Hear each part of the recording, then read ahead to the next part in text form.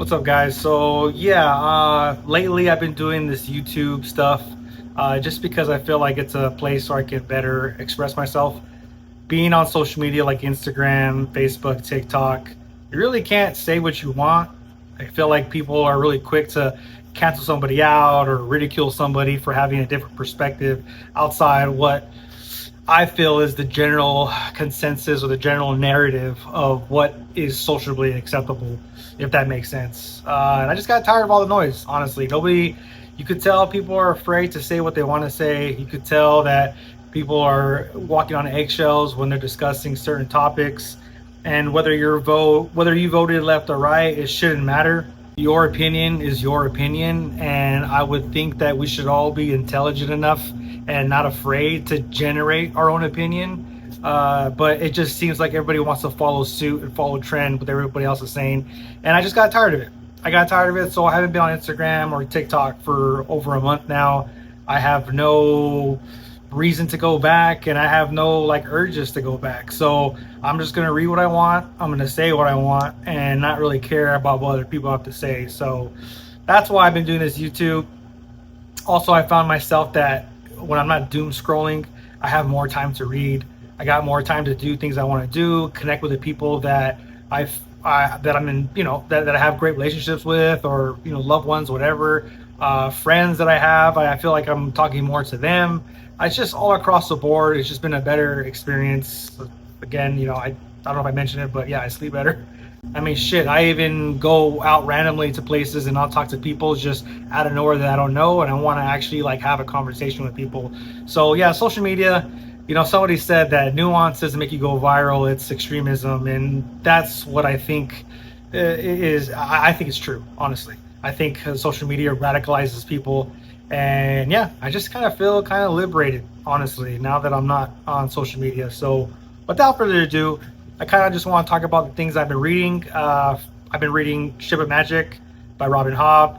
I'm reading the Vinland Saga manga, and I'm on the second arc of Scott Snyder's and Nick Dragotta's run on the Batman, Absolute Batman. All three things. It's been fantastic. So starting with Ship of Magic, I'm about the 80% mark, and if you haven't dipped your toes into the realm of the Otherlings, you guys are doing yourselves a disservice, because Robin Hobb has become a favorite author of mine. But not only that, there is a sense of craft and just professionalism and just fluidity when she writes. Her prose is unlike anything I've read. I've read things close to it, like Christopher Rocchio with the Sun Eater series, but there's something really beautiful and immersive about the way Robin Hobb writes. So if you don't know how her series works, it consists of 4 series in one big overall series. You have the Farseer trilogy, which I read already, which was absolutely fantastic. I think each book got better. There's kind of a consensus that Assassin's Quest, which is the 3rd book, isn't as good, but I beg to differ. It's my favorite.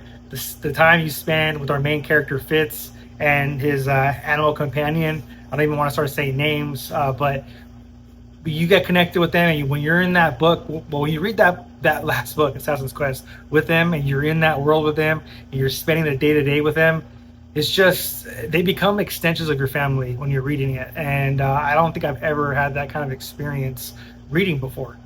So yeah, Farseer trilogy, and then right now I'm on Life's Traders, and then you have, I think, 2 more series or 3 more series after that. I don't know. It's either 4 or 5 series in one big series, and they all connected, and some of them are different, but they're all connected in one way. So going from the Farseer trilogy into the Life's Traders with Ship of Magic, it's just been another extension or another just pleasing experience that I've been having. And yes, I'm taking a long time to read this book because it's kind of dense, really thick, but I'm in no rush, and I'm falling in love with these characters. And unlike the Farseer, which is only in one point of view, you're getting multiple POVs, which really just highlights and really showcases Robin Hobb's writing style, because she's going in through, she has these different characters and she's in the heads of each one, and you're getting a glimpse of it, and everyone's different. You either love to love them or you love to hate them. There's characters like that you just want to punch in the mouth, and then there's characters that you just want to slap because they're so naive. And then there's characters that are just instantly, they're instant favorites who you're just rooting for. So yeah, and I'm getting all this in just one book of her second trilogy. So I can't wait to finish. I'll keep you guys updated as far as what I think once I'm done, but I can already tell this series is going to be a 5-star series all across the board. I love Robin Hobb. So the second thing I'm reading is Vinland Saga. Vinland Saga is, if you guys watch the anime, there's 2 seasons out. I've only watched a few episodes of the manga, but basically Vinland Saga is you're following this young boy named Thorfinn, who goes on a revenge tour. I'm not going to explain specifics, but he has this revenge tour, and what the revenge does to his psyche, how he interacts with other characters, the decisions he makes, it's all based off rage. And there's a character growth, because right now I just finished chapter 100, and it consists of 220 chapters, so I'm like a little more than half, or I'm a little less than halfway through the manga. And there has been a beautiful character arc from when Thorfinn, our main character, is 6 years old to where he's at in this current arc, which is the slave arc or the farm arc. I forgot what it's called. But yeah, just to see his character go from a kid to now is just a beautiful cathartic experience. It's wonderful, really. I can't wait to keep reading. The action in this is really badass. All the characters, you feel connected with them, and yeah, I mean it's a story that takes place during the Norse times, the Vikings era, whatever, the Danes, pagans. I'm not a historian or a history buff or anything, but it's a story about Vikings, and it's so good. It's so good. Just page turner. I can't put it down. And that's honestly the reason why I can't finish Ship of Magic, because Vinland Saga is just great. It's just action packed, and it's got other elements that's just quick to read. And it helps too when you're listening to music, that's maybe like, I don't know, whatever. You pick your favorite scores, you entwine that with your reading, and it creates a really epic experience, like, Gladiator or Braveheart, whatever. So yeah, I highly recommend reading Vinland Saga because it's freaking exceptional.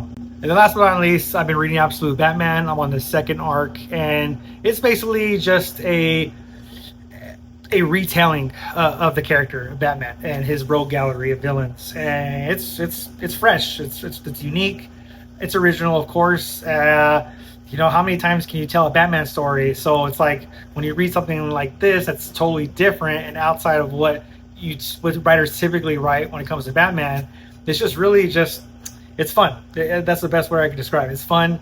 The art's kind of wacky. If you guys are familiar with Nick Dragata, he also did East of West, which is top 5 favorite comic series of all time for me. So that art style mixed with Scott Snyder's really robust and creative writing that he does with Batman, because I think if you guys haven't read his Batman, his New 52 run, that's another great series.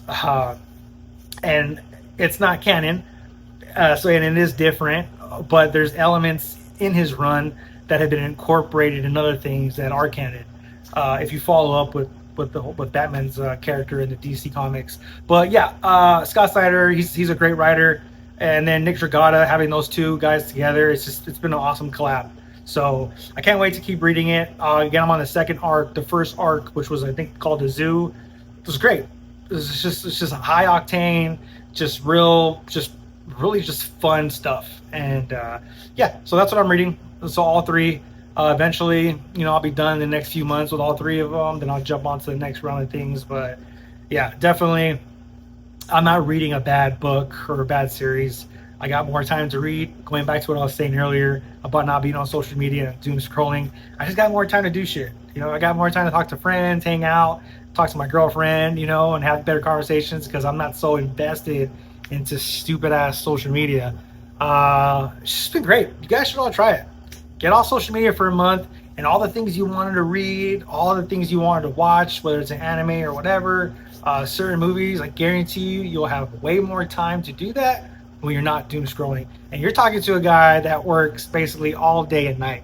I have a crazy schedule, and if I can have time to do the things that I do with the reading and the watching and stuff, you guys can too. So yeah, that's it for my update, and hope you guys are having a good day, a good week, good month, good year, and hopefully you guys are reading what you want to read and watching what you want to watch. So yeah, peace out.